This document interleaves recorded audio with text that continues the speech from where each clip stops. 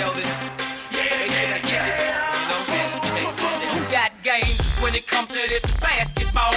Facing other opponents that's over 6 feet tall. Can you shoot a three-pointer? Can you do the finger roll? Can you cross over, drop it down the lane, take it to the hole? Can you break ankles and shake them up? Take your ball behind your back and straight lay it up. Stand at the three-point line and kinda jay it up. You got to show them skills to NBA it up. See now, you got to hoop it up, alley-oop it up. And when the ball is loose, see how fast you can scoop it up.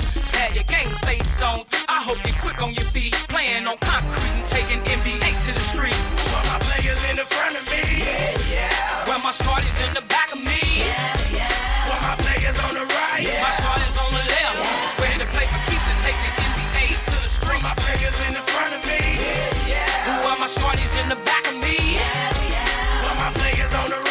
my shorties on the left, ready to play for keeps and take the NBA to the streets.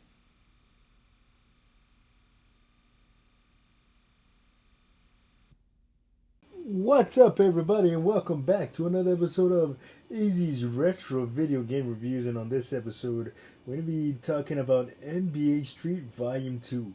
Now, I did the original NBA Street on the very first episode of the series, and now that we're like 60-some episodes in, I figured, hey, let's cover the next one in the series.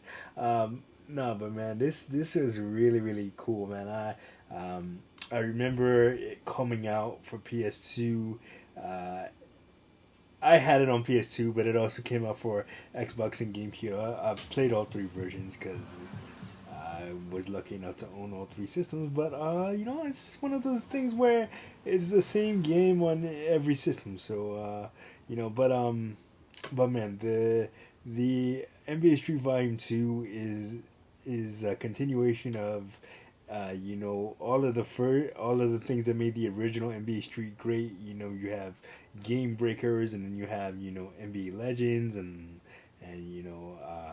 in like exclusive characters that you can only get in NBA Street.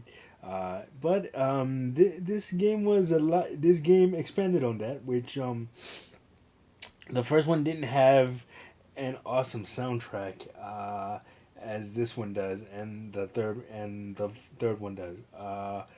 So on the NBA Street Volume 2 soundtrack, man, you had Pete Rock and CF Smooth with their hip hop classic Troy. Then you had Black Sheep, their classic hip hop The Choice. Hip hop track The Choice, man. And then you had MC Light, you had Nelly was on there, just some Joe Budden, just lots of current and classic hip hop for the time, man. It was just a hell of a soundtrack, man. Soundtrack was produced by Just Blaze, and EA Sports was able to license all of that music, all of those classic hip hop tracks in there, and it was really, really cool.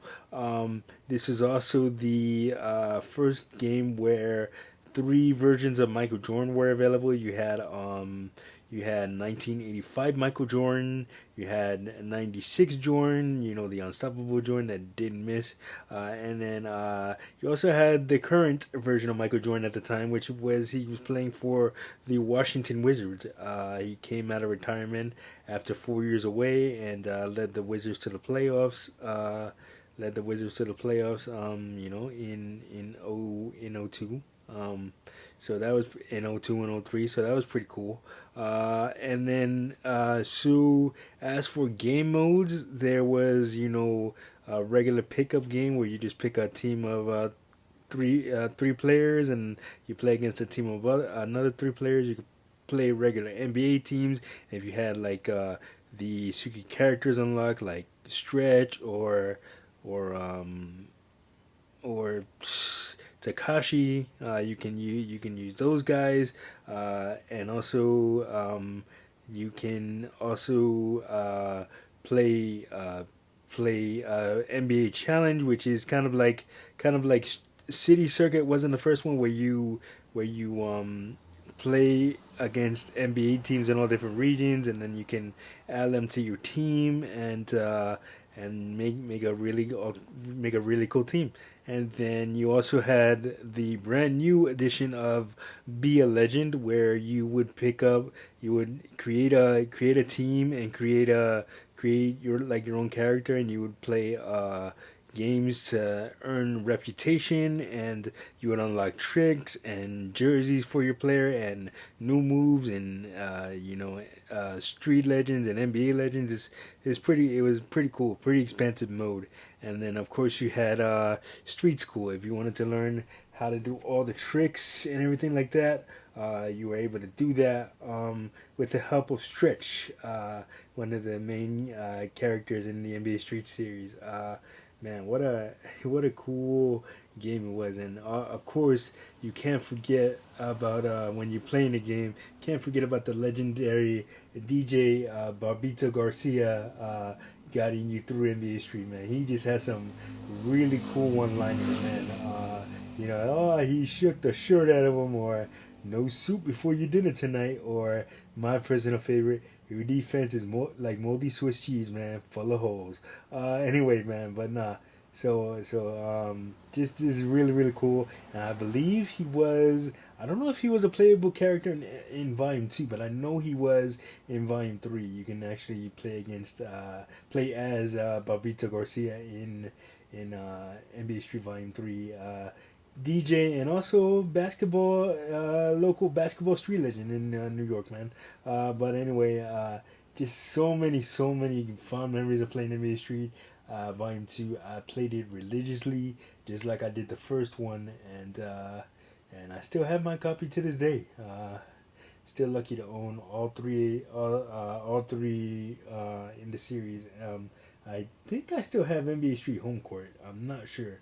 I think I know I had it on Xbox 360 when it came out. Maybe I'll cover that in a future episode of the series. But yeah, man, NBA Street Volume 2 just had a ton of fun playing it, and also like I'd be remiss if I didn't mention Game Breaker Level 2. So in addition to having your regular Game Breaker where you hit the L2 and R2 button at the same time to activate it once you get your Game Breaker meter full, and you can also save it, and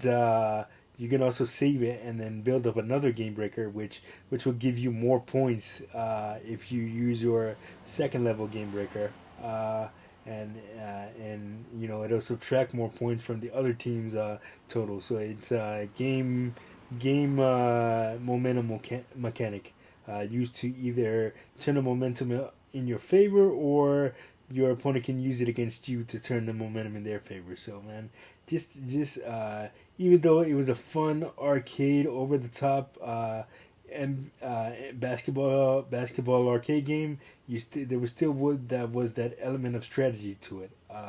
Knowing when to use your game breakers, and if you're playing against a real experienced NBA Street person, you